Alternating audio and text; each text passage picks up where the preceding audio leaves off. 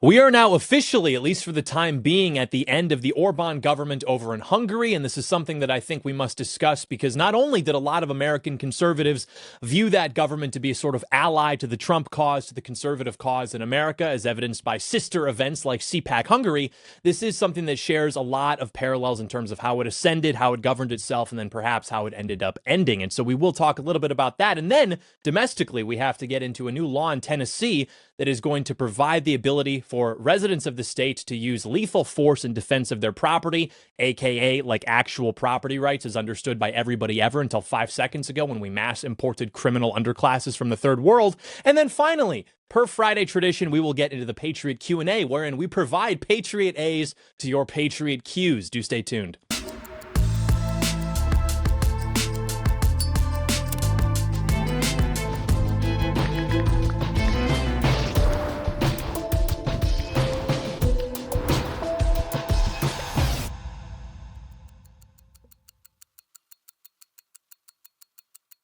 Hello there, ladies and gentlemen. Welcome to the John Doyle Show. Little late to the party with this one. However, it is important to discuss. I said that we would the end, at least for the time being, of the Orban government over in Hungary. So if you've been following this at all, on April 12th, after 16 years in power, the Prime Minister of Hungary, Viktor Orban, and his party lost re-election in a landslide, and the man who had become a hero to the global right, Viktor Orban, of course, for having resisted mass immigration, defended traditional family values, confronting these kind of bureaucrats, all of that. The deep state, he was given his pink slip. It was over for him. And then the winner was the TISA party, T-I-S-Z-A party, led by a Mr. Peter Magyar, this dude who's a former insider from Orban's own party who positioned himself as a kind of fresher, more perhaps EU-friendly conservative type.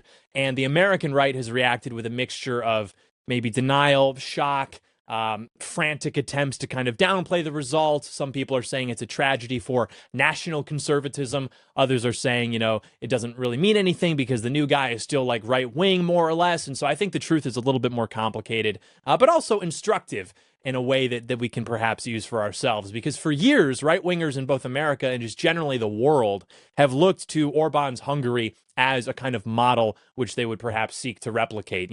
This was largely, I think, a result of this kind of like continuous right-wing loss streak throughout the 2000s in the pre-Trump era of American conservatism, even into, I guess, a little bit into the 2010s, right? And this is a good example, I think, of what we discussed on Wednesday, which is that prior to Trump, the American right had given up on all options. We were literally looking to Europe for guidance because obviously McCain failed, Romney failed.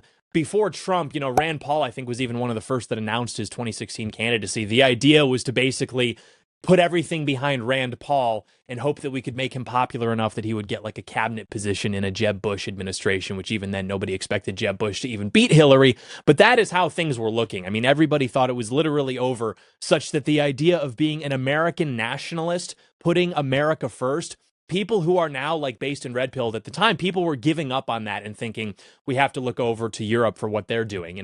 Just think about that now. People are taking for granted what is going on now, and people want a black pill now. You have no idea how desperate things were before the great descent from the escalator, right? And so, they did have good reason to support Viktor Orban. However, even going into and after Trump's first term, people wanted to praise, the border fence during the migrant crisis in 2015, the laws, of course, protecting children from LGBT propaganda, the crackdown on this kind of like foreign influence with NGOs. Tucker Carlson very famously made a pilgrimage to Budapest, right, before he decided to become whatever he is now.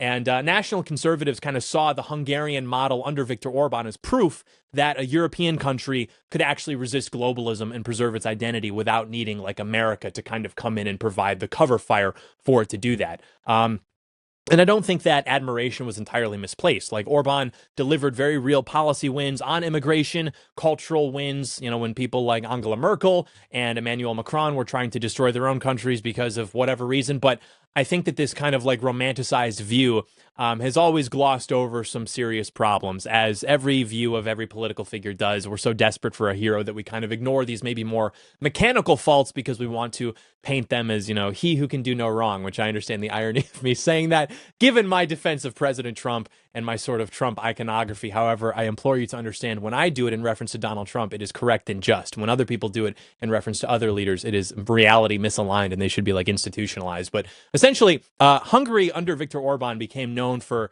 maybe you'd say like typical, I don't know, like Eastern Euro corruption, cronyism, sex industry, stuff like that, you know, going on in Budapest. And those are not exactly bellwethers of a traditionalist paradise. These are more symptoms of a governing style that you know, will talk about values and religious tolerance, or not religious tolerance, religious veneration, when it would suit the interests of, you know, the people in charge, when it would kind of appeal to the sensibilities of the population. But then, of course, you'd have something much different going on. And American conservatives who praise Viktor Orban usually don't mention those kind of more inconvenient facts. They prefer a kind of like, you know, sanitized image of Christian resistance. And frankly, you see a lot of this stuff going on in like conservative ink circles too, with homosexuality, infidelity, all that kind of stuff. So for all of the propaganda from Hungary about like, you know, the Ukraine war and George Soros, ultimately when push came to shove with this election, it was the Hungarian right-wingers which were the ones who kind of ousted him. You know, they were tired of these economic problems not being addressed. They were tired of the corruption. They were tired of, you know, the prime minister who'd been in office for, you know, nearly the entirety of many young voters' lives, and he failed to address these kinds of material issues, which are important. They're less exciting. It's really fun. It's actually awesome to like beat your chest about not allowing migrants into the country and not allowing gay people to inundate children with propaganda. That's all very important. But ultimately, average young voters who do have obviously quite the sway in many elections, even though I know in America the turnout is much different, but still, like, these are people who are expecting you to kind of provide a material pathway for their flourishing, for their prosperity. And they will punish you in elections if you can't do that. It really doesn't matter how much you want to like stomp your feet and say, but what about this annoying thing that I stopped? Or what about this annoying thing that I stopped? Like, I understand that and I appreciate that. I am willing to endure lower material quality of life if it means annoying people stop being annoying. However, the average voter, which is something we unfortunately have to take into account with these kinds of political systems, is not going to make that sacrifice. They are chiefly concerned with their own material condition, that of their family, and what have you. And so I think this should be a warning for MAGA as it currently stands, because we are sort of mimicking that in a sense. John Doyle is even mimicking that in a sense, where I am trying to remind people of all these other wins, all these other things, but we still have grocery prices where they are. We still have gas prices, obviously, where they are. That is something that is eventually going to have to be addressed, though I do stand by my telling people to stop churning out, because I think that I'm speaking to a very particular audience of right-wing people. We are trying to have a conversation about how to appeal to the unwashed masses, that dirty thing that we have to do, right? And this is, of course, going to be important. And I think Hungary shows what happens when a right-wing movement stays in power too long without kind of preparing for the future, without maybe you'd say grooming successors, without solving those everyday economic problems,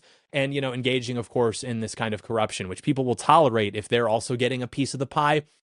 But if it's just the people in charge getting the pie, then obviously they're going to not tolerate that so much. And so I would say that American patriots who want to build a lasting movement have to learn these lessons now before, you know, similar fault lines kind of appear in the Republican Party. So many people on the left and the right have proclaimed that Orban's defeat was a setback for the right wing internationally. You know, Donald Trump personally, given again, Orban was a close Trump ally. They've endorsed each other a billion times every time they ran for election. And I think it's a little bit more complicated than that, because while the loss of his party is like a symbolic blow, I think it's unlikely to produce a like dramatic leftward shift in Hungarian policy.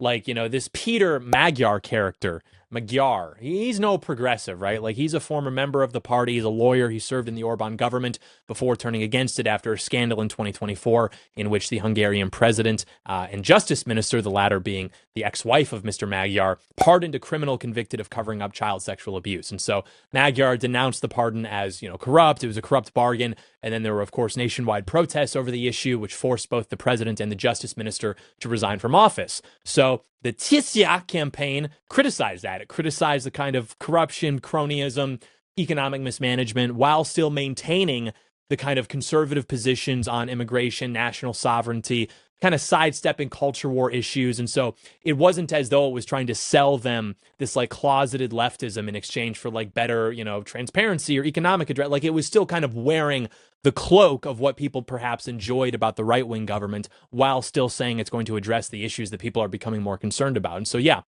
this guy was able to position himself as a fresher, maybe more pragmatic alternative who was able to appeal to those voters who wanted like change without it being some full ideological reversal. Like, okay, this didn't work. Now we're going to become like libtards. Like that wasn't it. And so the result is still like probably de facto some kind of right-wing government with a different tone, a different style. But that's not the same as like, a complete leftist takeover.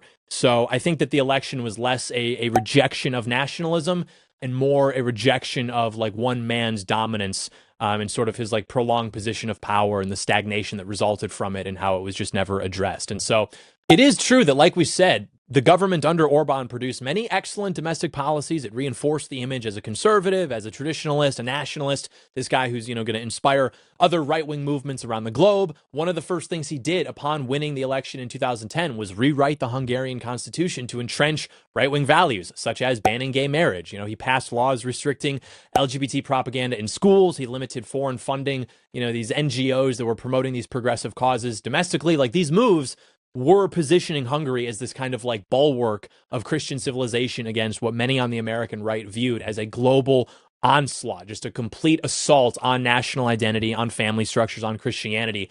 And so across the conservative spectrum, understandably, I mean, whether it was your paleocons, your moderate right-wingers, your neocons, everybody was almost like looking at Orban's government as a kind of like lone defender of Western cultural heritage. Again, CPAC Hungary, CPAC is not exactly based in red-pilled conference, but they obviously felt as though what was going on in Hungary was resonant enough with them that they could go and do a conference over there. And so it became a kind of destination for those seeking an alternative to liberal democracy's perceived excesses through these kinds of annoying things. And that was not misplaced, right? Like you've got Germany, Austria, all of these like Western European countries. They're like drowning themselves purposefully because they're bored or something in tides of migrant crime, ISIS terrorism. Look at Hungary, they've maintained relatively low crime rates. Again, they sealed the border more or less. And so conservatives are like watching their own countries, watching countries that they're maybe more familiar with, like grapple with these completely self-imposed problems. And then you look over at what Orban is doing in Hungary, and it looks kind of like a success story that is perhaps worth emulating or at least paying attention to.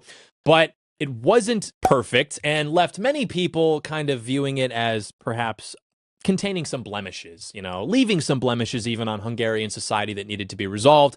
Like the conservative defenders would always explicitly avoid mentioning the kind of industries that go on in Budapest, like prostitution, for example, is legal in the country. Hungary is one of the top producers of pornography in Europe. So they have plenty of strip clubs and sex shops, massage parlors. All of that is common in like the nation's capital. That's not exactly what Americans would imagine when they think of some like traditionalist paradise that is, going to hold them at the gates and promote Christianity. Church attendance too in Hungary and other even, based European countries is not only lower than in red states, it's like actually lower than even blue states like Massachusetts. Abortion rates in countries like Russia, base Russia, sky high. Even Orban's attempt to raise birth rates by incentivizing women to have more children has been a failure, as we've mentioned before in talks of fertility. And Hungary's birth rate has more or less like stayed the same as like the white American birth rate, and it's been declining in the past few years, whereas ours is actually increasing. Thank you, President Trump. So that kind of like romanticization also ignores how Orban's style of governance created long-term vulnerabilities. It exposed flanks, right?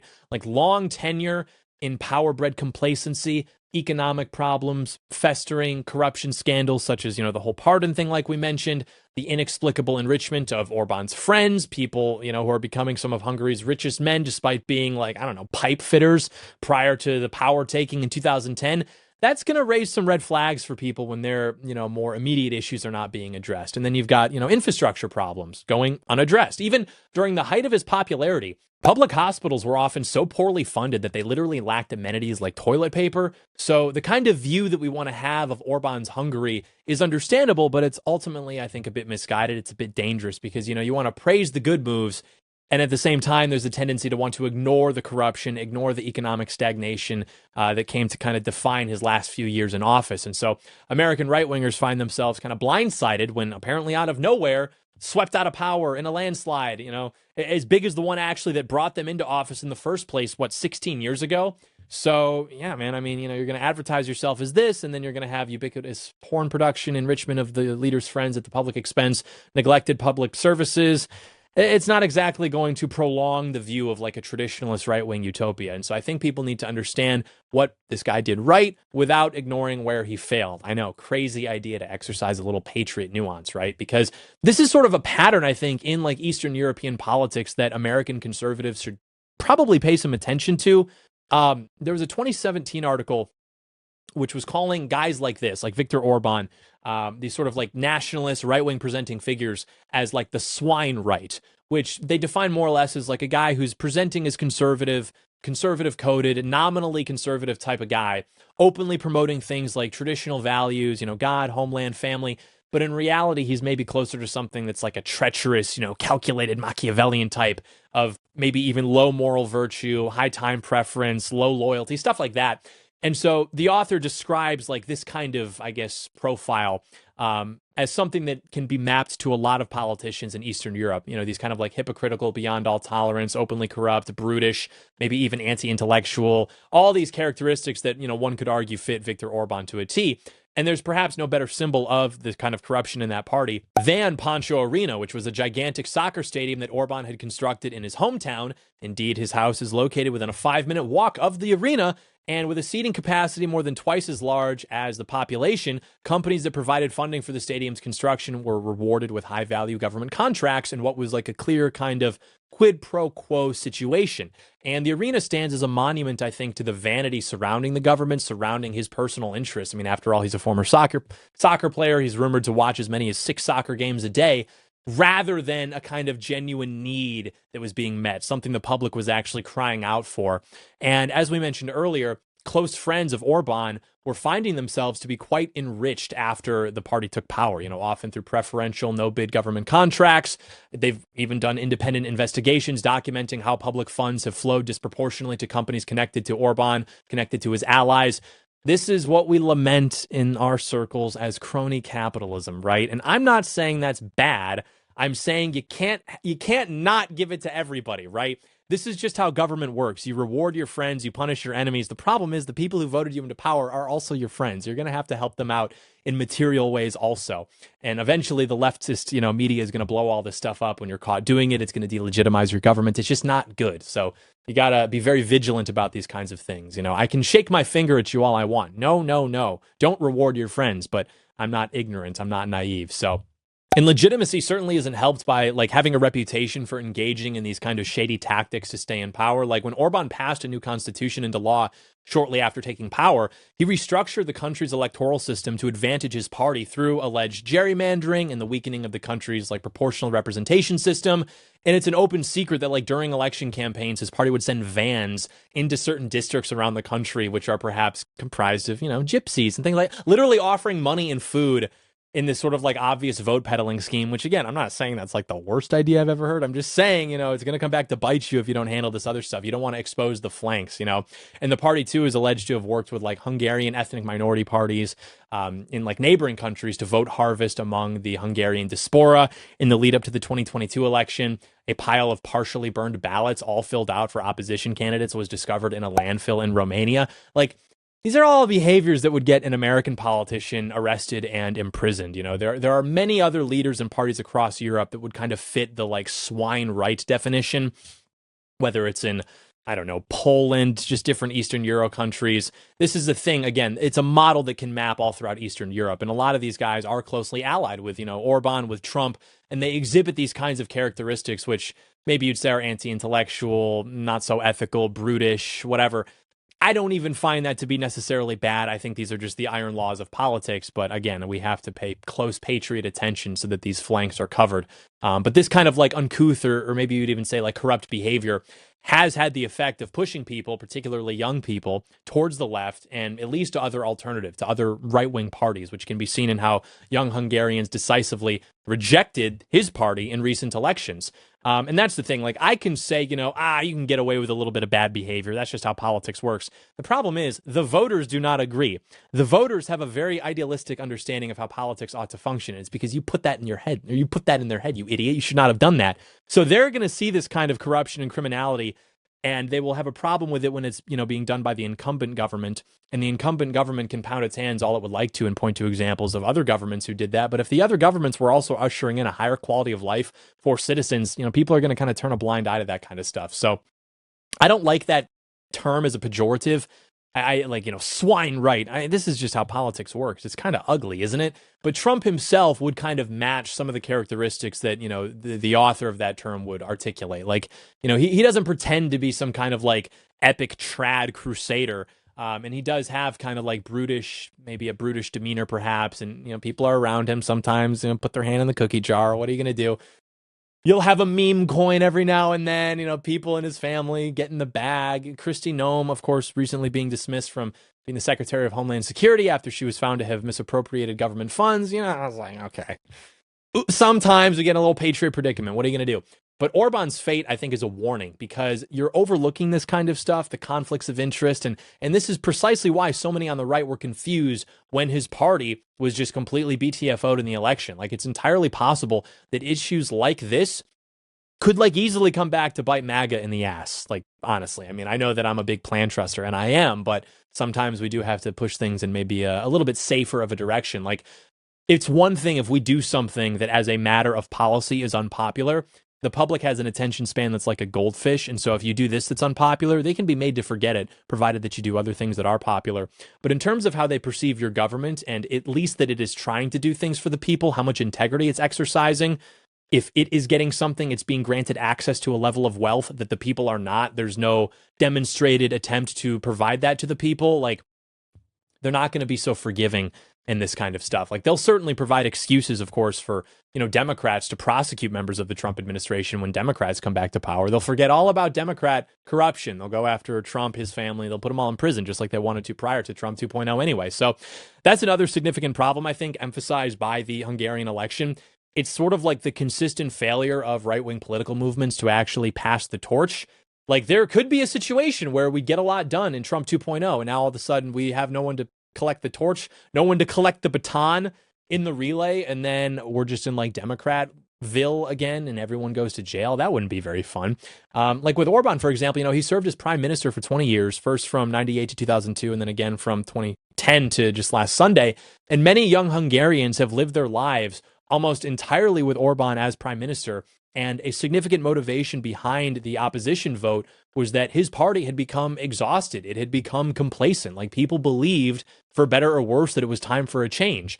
And Orban could have possibly delayed this or forestalled this by grooming some kind of successor who could be trusted to take over. Is like, hey, this is the same thing. This seems to be working, but hey, I'm old. I'm tired. He's not that old, but I think he's still a baby boomer. The idea is to put a fresh coat of paint on it, right? That's helpful to the perception of the voter. But instead, he filled his party with like yes men whose primary quality is that they were good at being yes men, which of course there's utility to that in politics. But again, how is the public going to perceive that if all of these other things are not going the way that they would expect or that has been advertised to them? And this pattern's been going on for probably 100 years, maybe closer to like 6 billion years, where you've got like a right-wing leader who comes into power and he succeeds at maybe turning back the left a little bit, reducing the pressure of the faucet a little bit, but he's not so able to groom a successor. Maybe he's unable to, maybe he's unwilling to. I know that successors are not exactly in stock right now, but what ends up happening is like their moment becomes a flash in the pan. It sort of leads to the end of the movement. It ends with maybe their death, maybe their removal from office. We've seen this in a few different countries in the last 10 years at this point. So now you're looking at his party, and what happens with Orban out of power? Is it gonna become a better version of itself, or is it gonna splinter? Is it just gonna like totally collapse? Pinochet had no successor when he left office in Chile.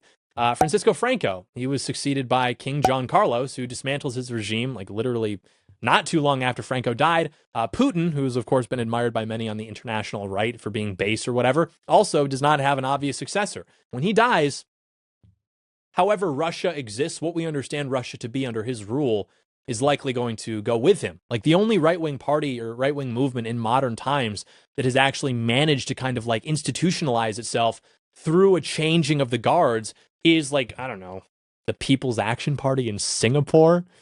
You look at the close of the 20th century, Prime Minister Lee Kuan Yew intentionally sought to cultivate younger talent for a peaceful transition of power, with himself and his colleagues voluntarily relinquishing power to the next generation during that time. That process has become more or less routine in Singapore. You've had 2 successful generational power shifts since then. Awesome. We look to them. Who is Donald Trump's successor? Who's the guy? I've got an idea of who the guy is. I've discussed that, but like it or not, MAGA as a movement, for better or worse, is Donald Trump. There were efforts during DeSantis. There were efforts during every sort of like, who's going to be the guy to intellectualize MAGA, to distill it into some kind of policy platform. It is Donald Trump, dude. That provides to us a lot of good things and likewise a lot of bad things. The greater Republican Party is oriented around Trump. Voters only care about Trump. Republican candidates only succeed when Trump's name is next to theirs in some kind of endorsement. He's installed loyalists into the party. The GOP is Trump, but he's also going on 80. And according to the Constitution, he's unable to run for re-election in 2028. We'll see what happens there. But in the meantime, thinking forwardly, who's going to pick up the ball when Trump leaves office? You know, we've proposed a lot of names. J.D. Vance, Marco Rubio, Ron DeSantis. Again, you know my feelings on these guys. None of them so far have grabbed the brass ring, and all of them, you know, do have weaknesses that may make them even unpalatable to Trump's wider coalition. Moreover, Trump's own base has a tendency, like we said, to only turn out when he himself is on the ballot. You know, I don't know that it's enough to just be Trump's successor, like whatever that means. That's part of the reason, by the way, that Republicans didn't do very well in the midterms in 2018 and 2022. They tried to blame it on everything else except the fact that Trump wasn't on the ballot. So, I don't know. I think that it's possible to kind of transcend the downsides of these things, including like the label or the sort of perception of being like a brutish anti-intellectual. Like Orban, for example, broke that in a sense by trying to cultivate a kind of like international intelligentsia. And he had like government funded think tanks, for example. And that is a good example, I think, of how he failed, frankly. Like the Danube Institute primarily focused on bringing foreign right-wing pundits to Budapest, but unfortunately these people were people like, I don't know, Rod Dreher, who failed back home, who are indifferent, perhaps even hostile to MAGA, just like generally maladjusted, weird people, not the kinds of people you want. Additionally, his intelligentsia failed to integrate themselves into Hungary's political scene in any meaningful way. Like none of them learned to speak Hungarian. None of them were developing knowledge of, contact with prominent Orbanist intellectuals. Like all of that was totally limited at best. None of them could foresee this like coming revolt against the party from its own base. Like most ordinary Hungarians cared far more about practical issues. They cared far more about inflation, wages, housing costs, corruption, all of that kind of stuff compared to, you know, the Institute just streaming out articles and think pieces about illiberalism and national conservatism. Again, we can see parallels to kind of what goes on in America with the conservative movement. You know, we have taken our eye off the ball. We cannot get mad at people for wanting us to deliver on the base layer of the pyramid, right? So Trump gets swept back into office in 2024, and it's not because of those think pieces. It's not because of national conservatism or populism or what. It's because the Biden administration had so utterly failed at basic governance that voters were like, hey, I remember when things weren't so bad. I like Donald Trump. Let's put him back in office, right? People were able to remember that. That was effective for his campaign. And the Hungarian election is kind of showing the same thing. Like voters, no matter how much they appreciate whatever, eventually are going to punish a right-wing movement that becomes more focused on ideological symbolism, culture war, all the fun stuff, than on actually solving real problems. In spite of everything you've done for them, eventually they will hate you. And Orban's intellectual project may have been very well-intentioned, I'm sure it was, but it couldn't overcome that. It couldn't overcome the daily frustrations of ordinary citizens. You know, MAGA has to learn this lesson. You have to be competent. You have to prioritize actual, tangible, material accomplishments over the more fun stuff that rewards people like John Doyle, frankly. The future of the American right depends on it. We have to learn from this kind of stuff. So I know that we don't talk too much about foreign politics. I don't know if we've ever discussed foreign politics at length like this before, but it's important. I'm interested, of course, in everything. I'm a sort of eccentric guy, But this is a model that it does plug in well, I think, into the American context. Like it's kind of a mirror, perhaps, that can be held up to the American right.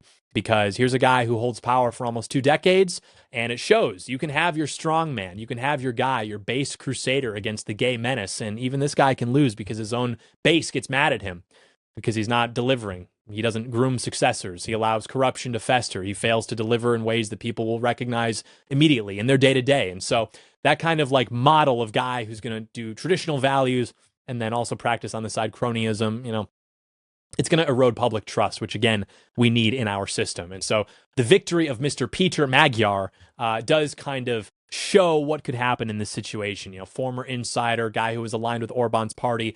It just sort of proves, voters will change within the right rather than tolerate stagnation. And for MAGA, I think the lessons are pretty clear. You don't want to necessarily romanticize flawed Eastern European models. You don't want to necessarily risk importing that same kind of weakness that doomed Orban and perhaps even his party. You have to avoid that kind of trap. You don't want to get too corrupt. You don't want to get the personality cults, sort of like intellectual navel gazing that loses touch with everyday Americans. Like you do have to prioritize practical economic nationalism that delivers higher wages, lower costs, secure borders, all of that. It has to build a deep sort of perception of public trust in these leaders, these people who can carry the torch of America first beyond Trump.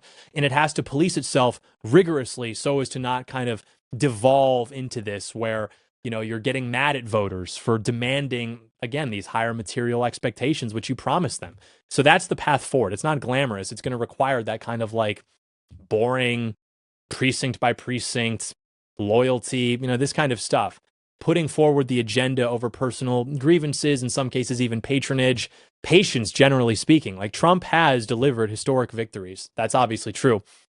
What's going to happen next, however, belongs to people who are willing to do patient work, who are willing to build institutions that are like legitimate, not just like, intellectual circle jerks, recruiting candidates, delivering results for the same people who elected you, the base, right?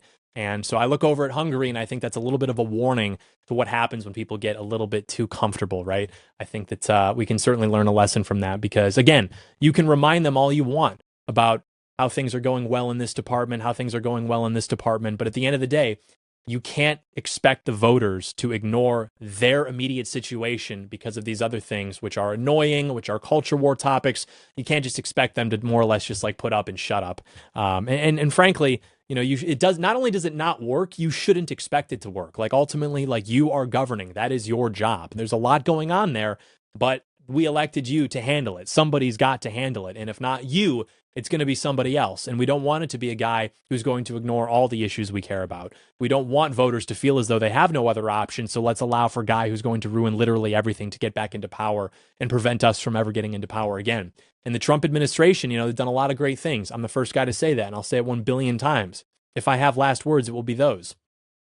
My last words will be reading off the, like Agenda 47 website checklist, literally. But Donald Trump, the way they handled the tariffs, for example, the way they've handled the Iran war, for example, which these are, I support the tariffs. I'm basically like not in love with the Iran war, but I frankly don't think it's as big of a deal as a lot of people are saying. But I understand that when the average voter is looking at tariffs and they're seeing things which are immediately disrupting the economy and they're saying, wait, what's going on? And then they're seeing the Iran war and they're like, wait a minute, we're doing another war? What's going on? I understand that it is extremely frustrating to be in that position and to have the administration not explain to you at least what it's trying to do.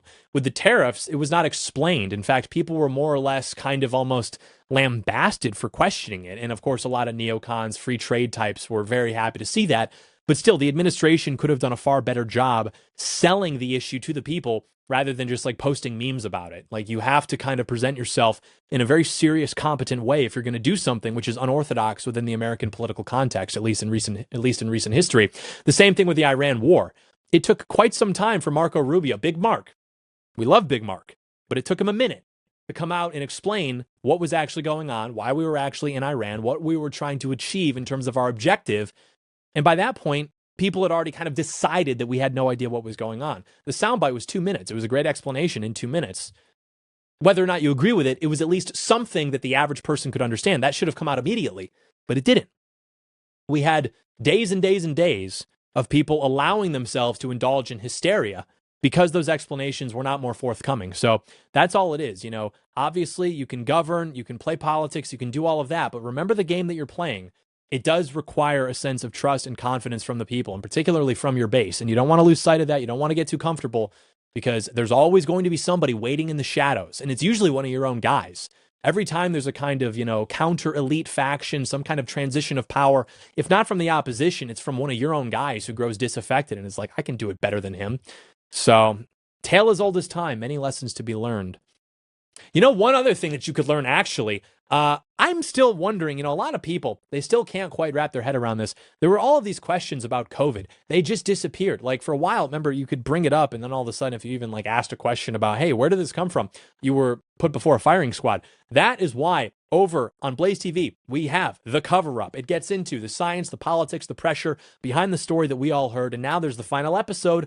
Little birdie told me that episode 6 is out, and it is where everything comes together, as typically is the case with final episodes. It gets into the evidence that started raising red flags early on, the people who were questioning it before anyone else would dare question it, why all of those conversations were pushed to the sidelines. And in the final episode, Matt Ridley, a pro-science insider, patriot, member of the House of Lords, walks through the moment that the official story actually stopped making sense and why he simply could not ignore it. This is the part that makes it easy. You can literally go watch the first episode of, again, this 6-episode investigative docuseries for free right now. You simply download the BlazeTV app. No subscription needed to start. If you love it and you want more, then you can head over to FauciCoverup.com/Doyle. Use code LABLEAK for $40 off a full subscription. Not only do you get the full series, you get everything else behind the BlazeTV paywall. This is a very fantastic way to support the work that I'm doing. So head over to FauciCoverup.com/Doyle and subscribe today. We'll be right back to tell you why you should be able to shoot somebody if they take your hat. BRB.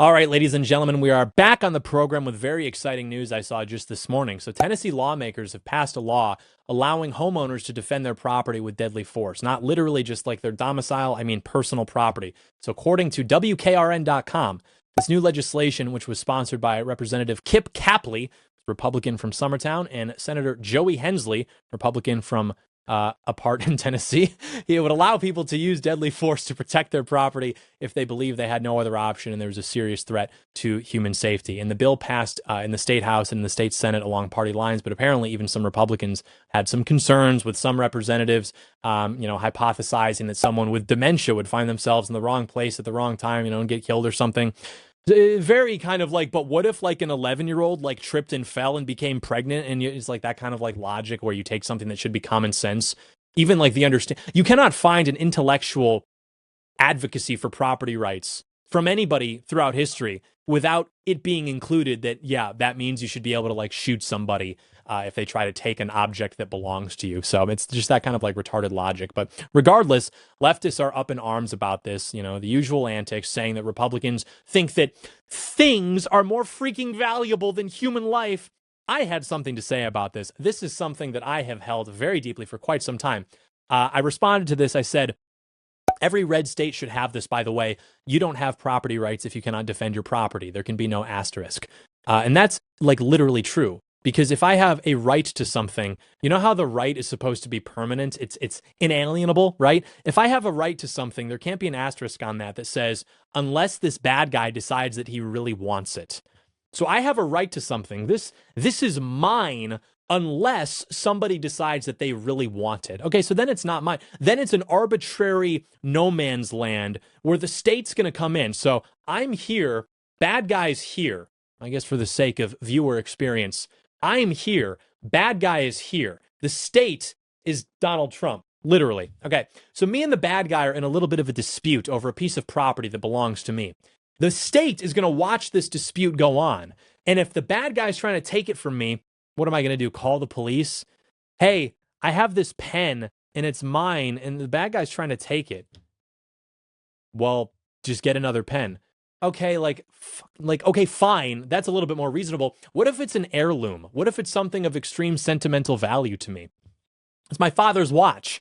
Hey, this bad guy's trying to take my father's watch. what if it's like a, I don't know, a Timex or something? Well, it has sentimental value to me. Are the police going to show up? They're going to drop everything they're doing? No, which is why the way property rights are supposed to work is if someone is trying to take your property from you, they have now decided that their life is on the line. They've decided that their, whatever they value, their life, whatever, the human life, whatever, that is now on the line because I could use deadly force. I could use lethal force to preserve my property. But the situation we have now is the state's going to come in and then step between me and the bad guy facing me and say, hey, you can't do that. Human life is freaking valuable. Human life is the most valuable thing ever. So you're going to have to relinquish your personal possession because this Neanderthal decided that he wanted it. That is so backwards. Nowhere ever in the history of the world have property rights been understood in that context. It's not fair, actually. I should not be at the mercy of Neanderthals. And also, this kind of stuff is why I understand that they, it's not full on in the bill that like, oh, if someone tries to take your hat off your head, you can like put one in their leg. Hopefully we'll get there someday. And I think that's important because patriots have an instinct for honor, which says to never give up the ship. And nowadays we're taught that, well, life is the most valuable thing ever. And so therefore we should just give up our possessions. We should give up our heirlooms, nice things, whatever, to any Neanderthal which finds itself brave enough or perhaps impulsive enough to like threaten us over those things, which like, yeah, for some things, fine, whatever. I'm not going to fight you over, I don't know, my wallet, but there are other things that are actually like of great sentimental value, of great craftsmanship. And frankly, I don't think I could live with myself knowing that I surrendered them to somebody who's literally not even intelligent enough to understand like what he now has in his hands. And I discussed this recently with an old mentor of mine. I ran into him at Easter Mass. And this is a guy, great guy, and he bought himself a Rolex to celebrate having paid cash to put 3 kids through a very reputable university. He told me he even sleeps with it on because he's like, well, John, I got it too late in life. Yeah, I'm trying to make up lost time. He'll maybe hear me do this impression. He'll know I'm talking about him. Yeah, so for him, it's very special.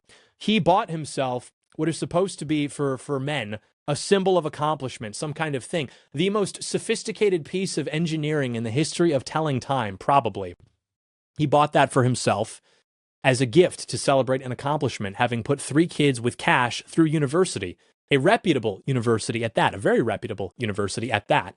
So he said, I'm not taking it off. I spent too much of my life not having it. I want to make up for that lost time. I'm going to wear it when I sleep. So I'll never take it off. Much less would I take it off for some animal that was just hypnotized by its luster. This guy's a patriot, dude. Never give up the ship. It's that kind of thing. Like, I think of that often where, say, I'm driving a nice car or I've got a nice watch or something, and some, like, animal comes up to me demanding that. It'd be one thing if I was in, like, some just gaudy, like, tacky, like, say I was driving a Bugatti, right? I don't give a shit about Bugattis, dude. I think that is the most Arab-coded, like, third world is, like, you can have it, dude. I would not. But imagine you're driving, like, I don't know. I don't want to. You say you're driving a wonderful piece of European engineering. You have a wonderful piece of European engineering on your wrist, an heirloom, a piece of craftsmanship, fine china, silverware, whatever it may be. And someone tries to steal that from you who is not intelligent enough to understand the value, the sentiment, anything other than like it's shiny and probably worth a lot. I don't think I could live with myself knowing that I surrendered that. I would actually like the ability to know that I could use lethal force to defend my property, because what is property if not an extension of man? That is literally the entire, whether you're an animal, dude, you look at those maps of how wolves like know each other's territory. What is man if not a creature who seeks to, as they say, control space, own property? Animals can possess things, but those are like ultimately of some utility. Man decorates, man is sentimental, man is all these other things. We have heirlooms, we bequeath things. And the idea that that tradition and that legacy, not even to mention the tradition and legacy of property rights in general, in this country should be pushed to the side so that the state can come in and defend the right of like illegal aliens with an IQ of 70 to come in here and steal things from people. Like, no, dude, it's got to be the Wild West again. You need to be able to defend your property with lethal force, not just your house. I believe in the castle doctrine, but I also mean if you're walking on the street and somebody like literally takes your hat. I'm not saying I would do this because I don't think that would be a justified thing. I just maybe one in the leg, stop him from running. What if you're old? You should not be expected to, as an old man, have to chase after some youngin' who's taken off with a piece of your property, just put one in the leg, you know, something like that. That would be a much more sane society rather than what we have now, which is a society which will not get meaningfully involved to prevent theft because it keeps releasing people who spend their entire lives stealing from prison and also refuses to actually, like, I don't know, put them in prison in the first place in many cases. So the state will not meaningfully get involved to stop this kind of stuff from happening. But if you defend your property the same way that every man ever would have understood is his right to defend his property, you're going to get a knock on the door, buddy. The guy who stole your stuff, he could have already taken it and sold it at a pawn shop. He will get a slap on the wrist at best. But if you, I don't know, shoot him, guess where you're going? You think the DA is going to take it easy on you? Think the prisons, let you out for good behavior? Probably not, Patriot, probably not. So that's totally unjust. A lot of times when we discuss right-wing victories, we just mean reversing left-wing victories. You want to know some right-wing victories? I should be able to shoot someone who takes things that I think are cool. All of my autistic hobbies, I know it means nothing to you, but it means everything to me. And if you tread on it, I should be able to shoot you with a gun as many times as I see fit. Totally legally. I'm not saying I would do this now. I'm saying that laws have to be passed so that this is totally legal. That's what I believe in. Anyway, we're going to get into the Patriot Q&A, find out what else I believe in. Okay, user Elliot says, who do you think are the most honest voices on the right? I'm partial to Steven Crowder. Yeah, I'm a Crowder guy, I guess. I watched Crowder quite a bit back in the day. I don't know, dude. I really think it's in short supply. Nobody's honest anymore. I'm honest. My friends are honest. But in terms of like influencer types, I think I like Michael Knowles a lot. I like Matt Walsh a lot. There are people who have bad instincts and I don't mean that they have bad instincts, but I mean, honesty is one thing. Like, you can tell that people mean what they are saying rather than just kind of like going with the tides. And, I think that Matt Walsh and Michael Knowles do a pretty good job. There are some different like radio hosts who do a good job, friends of mine who do a good job. But in terms of like your I don't know, A-lister influencer class, yeah, not as it stands. User Jacob, you've said before that there are situations where chimping is warranted. When is it? I mean, like, yeah, if you're defining that as simply like pushing back on poor action from the administration, I think you can do that whenever you want to. But when people say chimping, they mean like literally chimping. They mean running around throwing shit at the wall, making a huge mess for nothing. Even if they believe that they're justified in doing so, I find that to be very counterproductive. I know people in the administration who hate that. It's extremely annoying. It's not a way of like telegraphing good faith. So, if the administration started doing something that was like completely in contrast to everything I believed it was supposed to be about, then maybe I would start to like piss myself on the bathroom floor and inject HRT. However, typically when people say chimping, they read like a headline that's exaggerated for clicks, and then it turns out to be nothing, and then they just move on to the next thing. So I just think generally speaking, that behavior is not very productive, but remains to be seen, I guess. We'll do the autopsy of the whole project once it's over. User Maziddle, or you rail against Vivek, but you flashed his Ohio primary op. Casey is acting like lefties. Please explain. Yeah, I mean, it's like, this is the problem where you'll have somebody who is not like where we want them to be, right? Like, we don't like how Vivek Ramaswamy handles immigration. We think it's insulting to the progress we've made in the last 10 years. We think it's insulting to our national identity. We don't like that. Now you've got a guy who's like an opposition to that, an alternative to that, this Casey guy. He does not conduct himself in a way that's better than Vivek. He might be better on the issues, but personally, he conducts himself like a retard with the things that he says online, the things that he says to voters. So it's like this thing where people get mad at me for understanding the rules of politics. I'm not supporting that Vivek Ramaswamy has any place in American politics. What I am saying is, if you want to replace the political class and its apparatchiks, which you perceive to be doing a bad job, you have to play politics better than them. What that means in practice is you have to eliminate, or perhaps at least minimize, your tendency to act like a fucking retard in public. When I tell people to do that, they get extremely angry with me. I think it's because they view it to be something that's like central to their identity. It would be like if I told a fish not to swim, a bird not to fly. What do you mean I can't act like a retard in public? Why do you think I'm here? It's like, okay, fair enough. I get it. So yeah, like, he's just not playing the game better. I'll put it this way. It's an indictment on us that we cannot come up with people who can play politics better than neocons. It's our problem that we can't come up with people better than that. We can get mad at the neocons all we want. We can get mad at John Doyle all we want for acknowledging the fact that just objectively they are playing better politics. But at the end of the day, if these people suck so bad, why is it so difficult for us to do better than them? And you can say, oh, it's because of gatekeeping. It's because of whatever.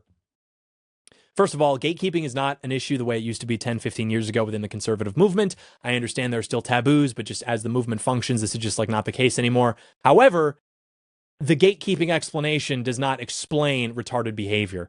So you can, talk about this sort of like opaque shadow of gatekeeping, blah, blah, blah. At the end of the day, the gatekeepers did not force, these people to act like retards in public and talk about things that are extremely alienating to the voters who they're going to need to win elections, such as the one in Ohio. So, yeah, dude, just like be a little smarter, please. So, anyway. User Nikolias, what do you think are the best worst case scenarios for Patriots by the end of Trump's term? I don't know. I would imagine like worst case scenario is more or less say whatever the line is now. Let's say that just holds throughout the rest of the term. I can't imagine things get worse. I think things are becoming more efficient. I don't imagine that we're going to have blunders going into the future. I think we all of the blunders that people were expecting could perhaps be made, things pertaining to Iran, the Epstein files, those have like already been made. We can, regret that, but from here we can just kind of heal from that and move on. In terms of best case scenario, dude, I think the sky's pretty much the limit. I mean, things are functioning better. Things are getting more competent, more effective. The fruits of bills like the BBB are rolling out and compounding about themselves. So that's very good. And, we could see obviously millions of more deportations. We could see real domestic projects be successful, a kind of mandate from the people awarded to the succeeding Trump government, whatever shape that takes. And I don't know how confident I am that voters will go for that just because they're so in love with Donald Trump. But I think it'll certainly be putting us in a better position than, would be the case without Trump. I think that we're looking good going into 2028, believe it or not. I even still think that we're probably going to do all right in the midterms. Whatever, get mad at me if you want. I speak the future. What is the correct take on the Trump ex-Pope beef? Look, dude, like I'm an American. It seemed to be the case that like the Pope was going out of his way to like insert himself into American politics, which if you're like one of these tradcaths who wants like America to bow to the papacy and bow to Rome, we really don't have much to discuss anyway, which is why a lot of Catholics get mad at me. But yeah, it's like this guy's obviously doing this, and then Trump responds like Trump is honest in the sense that he understands that this rhetoric and this sentiment is an attack on him specifically. So he responds and like, what is he not supposed to do that? I don't know. It was probably a misstep to do that in the sense of like, it's just providing ammunition for people to get mad and like, peacock about their faith and how I am so pious. I side with the Pope over a politician. You would say that anyway. Anything that happens that is a thing for Trump to look bad, you are the first one to make an Instagram reel about how virtuous and principled you are and how the sitting president is evil and bad. It's just like so vain and so stale. I'm so over it. So, I prefer not to see that kind of, tit for tat. However, two to tango. User MP Robertson, what's your take on Howling Mutant getting doxxed? I have no idea what you're talking about. That didn't happen. I mean, look, obviously the Mount Rushmore of posters. I've always wondered who my favorite poster is. There are schools of thought for this. You can look at like your iconic posters, right? You can look at like your Ricky Vaughns, your Bronze Age pervert, you're these kinds of guys. Then you've got guys who are just sheer batting average. Howling Mutant. I mean, every tweet, a banger. Then you have like your Enigma class, like the Royal Surf. These are posters who are not necessarily iconic, don't necessarily have a high batting average. They're just sort of like these mystical, no one quite knows what their end game is. And so I've always kind of wondered, in what school of thought I would ultimately decide who my favorite Twitter account is. Howling Mutant, though, is a great account. This was a parallel reconstruction, which means basically their identity gets leaked by somebody else, and then they find a way to make it seem like it was publicly available so that they can spread it all over social media. For Howling Mutant, they claimed that they got him off his Goodreads account. Bullshit. No, you didn't. That's the same thing they did with other, anonymous accounts. They find out who they are, but then you can't leak that. And so what they do is I'm Nancy Drew. I got to the bottom of the case. I did the homework. No, you didn't. So yeah, they parallel reconstructed that. And he turned out to be like a handsome, tall, like Giga Chad, as is literally always the case. So you'll have Twitter accounts that have these like cutesy little cartoon drawings. They'll be like, my name is Sophie. And then what they actually look like is an overweight, disgusting. And then you've got guys who are like, I'm Howling Mutant. My profile picture is a guy nervously clinging to a sex doll. And I tweet about the most unimaginable things possible. And then it's a photo of him and he looks like, I don't know, just a normal dude. Not even a normal dude. He looks like a well-adjusted dude. He looks like the kind of guy that would like, this is going to sound, I can't even say it. It's just like a weird image that popped into my mind. Like, he looks like the kind of guy that would sell you like camping equipment or something. I don't know. It's just an outdoorsman, you know, a real American stock. Anyway, user Jacob, need a challenge for my bachelor party camping trip on a lake. Dude, I don't know. Last time I gave one of these challenges, everybody got mad at me. Somebody was like, hey, give a silly challenge for White Boy Summer. I was like, act gay to antagonize a therapist. Oh, so conservative John Doyle says that you can act like a gay guy, and this is supposed to be based? Why are you taking it so seriously, dude? It was the stupidest question. I gave the stupidest answer, and then here you are, Mr. Serious, with your serious hat, your serious name tag, serious magnifying glass, serious shirt, which holds the serious name tag. This is ridiculous. John Doyle says, on a lake, I don't know, drown each other. Yeah, okay, hold on. No, I'm recycling my previous challenge. Unconsensual wrestling match until someone gets mad. Translate that into a water context. Bring that into an aquatic context. Try to drown someone until they get mad. Not drown, but you know what I mean. Oh, haha, I dunked you. Okay, dude, knock it off. Oh, dunked you again. Knock it off. Here comes the dunk train, just until it causes a problem. That's my challenge to you. Make people mad underwater. User, what are they going to do? Yell at you? They're underwater. User Dimitri says, thoughts on clavicular is good physiognomy, inherently right wing. Yes, it is. But, physiognomy is a physical expression of your spirit, right? What he has, like, clearly, I mean, I don't give a shit about like the streamer drama, but what he has, I think, is closer to a kind of transsexualism where he has in mind an idea of what like the ideal man is supposed to look like, what he wants to embody, not as a masculine ideal in terms of something that he would work towards with goals or something. Like, he uses chemicals, he uses obscure techniques such as hitting himself in the face with a hammer, which is kind of based, actually, perhaps even Faustian. But things like that are essentially transsexual in spirit, where you are trying to embody a caricature of a man, caricature of a woman. And that is like what you are ultimately striving towards, rather than the cultivation of some kind of real virtue, cultivation of some kind of like real lifestyle. And you could argue that, that kind of behavior is itself a lifestyle because of the maintenance required, but I think ultimately it's far more focused on something that is cosmetic, something that's ornamental, rather than something else. And, the thing with physiognomy, like, you can have people who are conventionally unattractive. Like, imagine your second grade teacher. My second grade teacher was just like some fat old lady, but she had a certain like joy and character about her that like radiated through her. And so you would never look at her and say like, oh, she's like ugly. She was like a very just sort of like nice, graceful, pretty lady, even though like conventionally she's not exactly going to be like walking for Victoria's Secret anytime soon.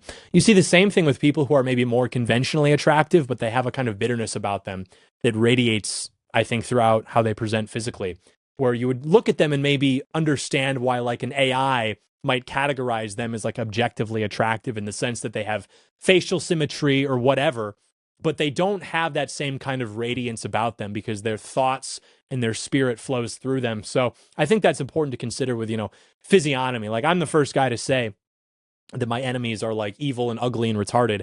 However, that is because not just they are ugly, they are evil and retarded. Like the Antifa mugshots, those are people who are allowing for their more sinister motivations to flow through them and to present externally. That is why they have bad physiognomy. There are plenty of people who, are not exactly going to be the best looking people ever, but you wouldn't say they have a bad physiognomy if you understand the term properly, just because they have a sort of way about themselves. They carry themselves in a way that's inviting and gracious and positive and ultimately radiant to those around them, I think. So yes, that is inherently right wing in the sense that might is right. We like hierarchy, we like virtue, we like that which is well turned out and beautiful, but we don't want to fall into like a simple kind of low IQ understanding of a term which is supposed to be important just because we want to say, you're ugly, I'm right. Like, obviously, everyone wants to do that, but you can do that. You don't need to start invoking these terms that are supposed to describe very important things to do that, because you don't actually make your impulse to be a child more effective. You just water down something which otherwise is supposed to be very important, which is ultimately that our enemies are evil and retarded, is it not? All right.